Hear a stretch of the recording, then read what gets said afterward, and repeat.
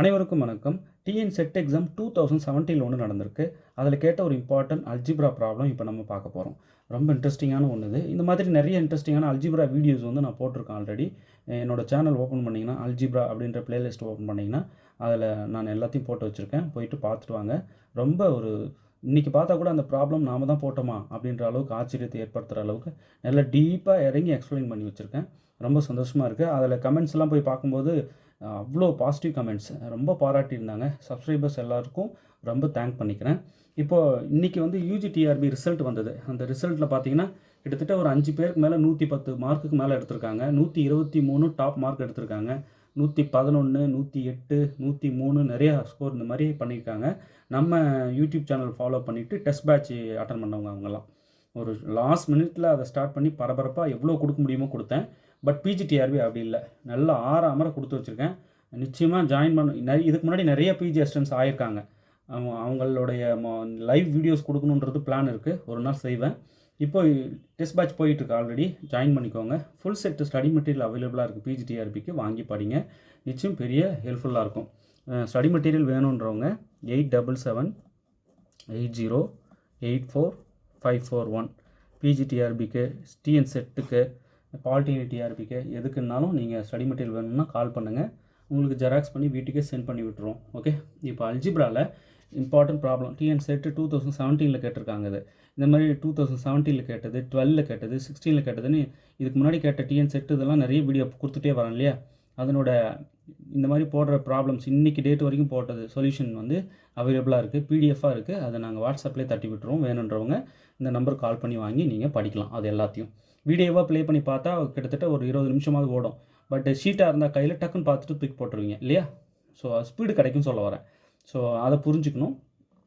Sir இப்போ தான் beginners தானே, எனக்கு நல்லா சொல்லிக் கொடுக்கணும் அப்படின்றதுனால நிதானமாக சொல்லிக் கொடுக்குறேன். ஒரு சில வீடியோஸ் எக்ஸ்ப்ளனேஷன் இப்போ போய் பார்த்தாலுமே நல்லா ஆச்சரியமாக இருக்குது. அந்த அளவுக்கு பொறுமையாக எக்ஸ்பிளைன் பண்ணியிருக்கேன். அந்த அளவுக்கு பொறுமை வந்து கிடைக்கிறது ரொம்ப கஷ்டம் இல்லையா. அதுதான் சப்ஜெக்ட் ஸ்கில் இருக்கலாம், இல்லைன்னு சொல்லலை. நிதானமாக சொல்லிக் கொடுக்குறதுன்றது அது ஒரு தனி ஸ்கில். ரொம்ப சந்தோஷமாக இருந்தது ஒவ்வொரு கமெண்ட்டையும் பார்க்கும்போது. ஆக்சுவலாக பார்க்குற எனக்கே ஆச்சரியத்தை ஏற்படுத்துச்சு. இந்த அளவுக்குலாம் நிதானமாக செய்கிறது ரொம்ப சிரமம். இனி வரும் காலங்களில் என்ன தான் ஸ்கில்லை வளர்த்துக்கிட்டாலும் நிதானமாக செயல்படுறதுன்றது பெரிய வெற்றி இல்லையா. அதுதான் எனக்கு ரொம்ப ஆச்சரியமாக இருந்தது. இப்போ இந்த ப்ராப்ளம் பாருங்கள். Let G be a group of order 231. The number of elements of order 11 in G is இந்த நாளில் இது. ஓகே. இப்போது ஜிங்கிறது ஒரு குரூப்பு, அதோட ஆர்டர் 231. அப்போ ஜி கண்டிப்பாக ஃபைனட் குரூப் ஆகிடுச்சு இல்லை. இப்போது குரூப்போட ஆர்டர் 231னா என்ன அர்த்தம்? இந்த குரூப்பில் 231 எலமெண்ட் இருக்குதுன்னு அர்த்தம். சொல்கிறது புரியுதுங்களா. அந்த 231 எலமெண்ட்டும் ஒவ்வொரு எலமெண்ட்டுக்கும் ஒரு ஆர்டர் இருக்கும். ஒரு குரூப்போட ஆர்டர் வேறுங்க, குரூப்பில் இருக்கிற எலமெண்ட்டோட ஆர்டர் வேறு. ரெண்டும் ஒன்று கிடையாது.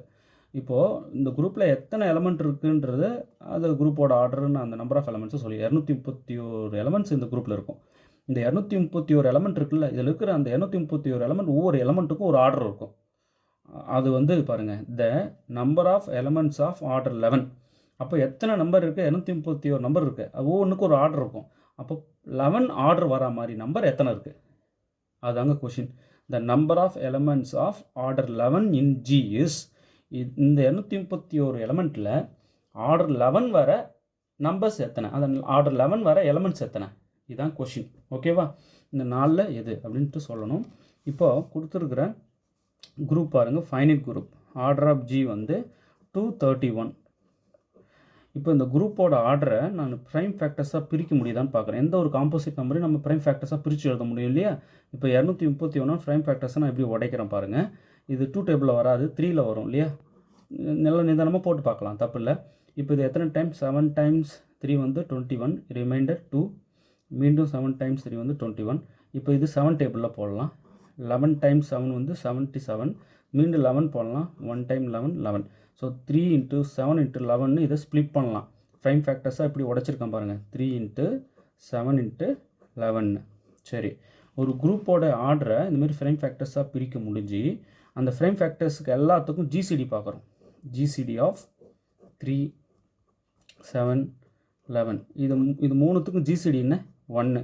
அப்போது கொடுத்த ஆர்டரை ஃப்ரைம் ஃபேக்டர்ஸாக பிரித்து, குரூப்போட ஆர்டரை ஃப்ரைம் ஃபேக்டர்ஸாக பிரித்து அந்த ஃப்ரைம் ஃபேக்டர்ஸுக்கெல்லாம் ஜிசிடி 1 வந்ததுன்னா கண்ணை மூடிட்டு இந்த ஜியை சைக்ளிக் குரூப்னு சொல்லலாம். G is cyclic. ப்ரைம் ஃபேக்டர்ஸாக பிரிக்க முடியும், ஆனால் ஜிசிடி 1 வரணும்னு அவசியம் இல்லைல்ல. ஆனால் 1 வருது அப்படின்னா நீங்கள் தாராளமாக ஜி இஸ் சைக்ளிக் குரூப் அப்படின்னு சொல்லிடலாம். இப்போ ஜி ஃபைனைட் தானே, அதனால் ஃபைனைட் சைக்ளிக் குரூப்னு சொல்லலாம். therefore G is finite cyclic group.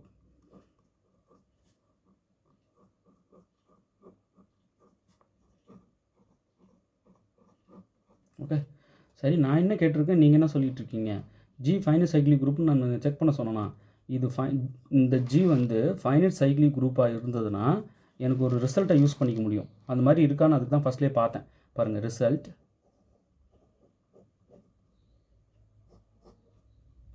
in a finite cyclic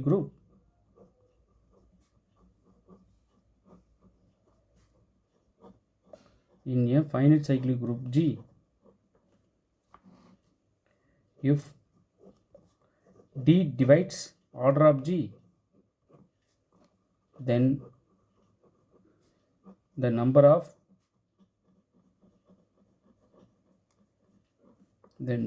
of elements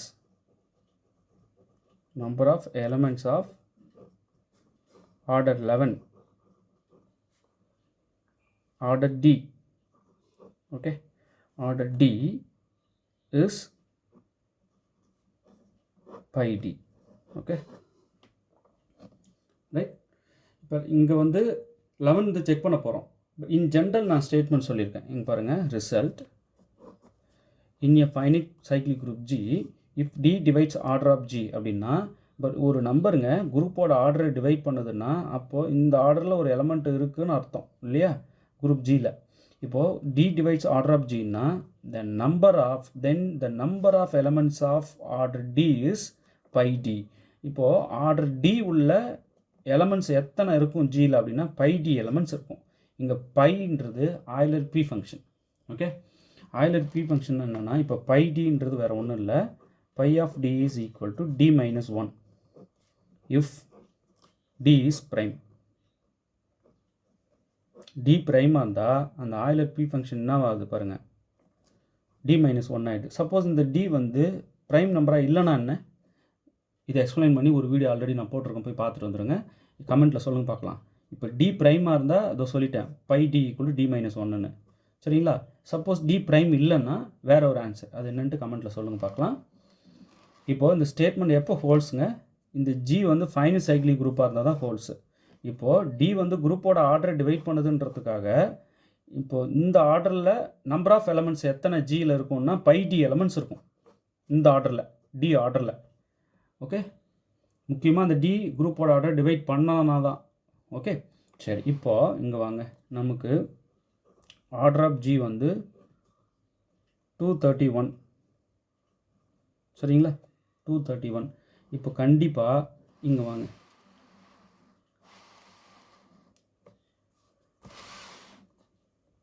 the number of elements of order 11, order 11 இருக்கிற நம்பர் ஆஃப் எலமெண்ட்ஸ் எத்தனைன்னு வேணும் இல்லையா?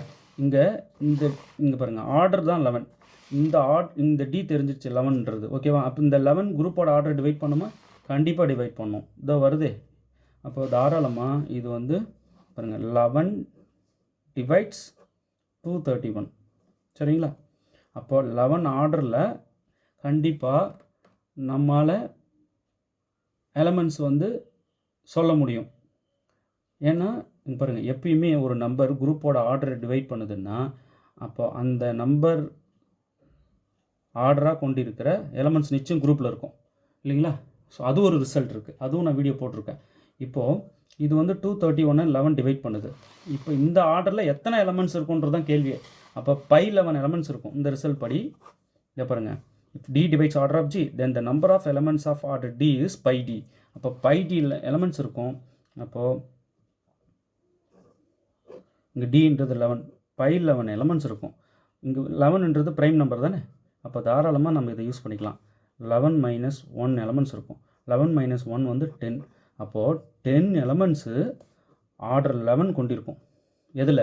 இன் ஜியில், இன் கிவன் ஜியில். அப்போ எங்கே இருக்கு பாருங்கள், ஆப்ஷன் ஏ தான் இதுக்கு கரெக்ட். ஓகே, நல்லா புரிஞ்சிருக்கும்னு நினைக்கிறேன். இப்போ குரூப்போட ஆர்டரை ப்ரைம் ஃபேக்டர்ஸாக பிரிச்சிடுறீங்க. ப்ரைம் ஃபேக்டர்ஸாக பிரித்த உடனே அந்த நம்பர்ஸ் எல்லாம் அந்த ப்ரைம் ஃபேக்டர்ஸ் எல்லாத்துக்கும் ஜிசிடி பார்க்குறீங்க. 1 வந்தால் ஜி வந்து நீங்கள் சைக்ளிக் அப்படி சொல்லிடலாம்.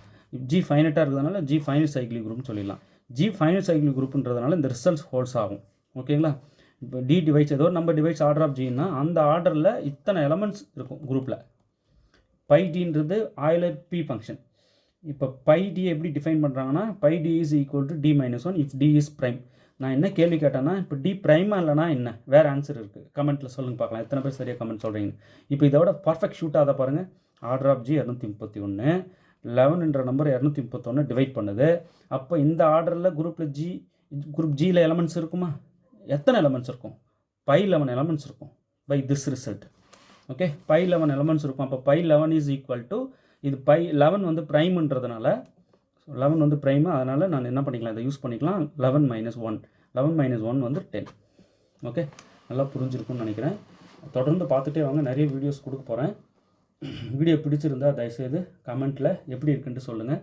அடுத்தடுத்து வீடியோஸ் நீங்கள் பார்க்கணும் அப்படின்னா சேனலை சப்ஸ்கிரைப் பண்ணி வச்சுக்கோங்க, பெல் பட்டனை அமைக்க வச்சுக்கோங்க. அப்போ தான் நோட்டிஃபிகேஷன் காட்டிக்கிட்டே இருக்கும்.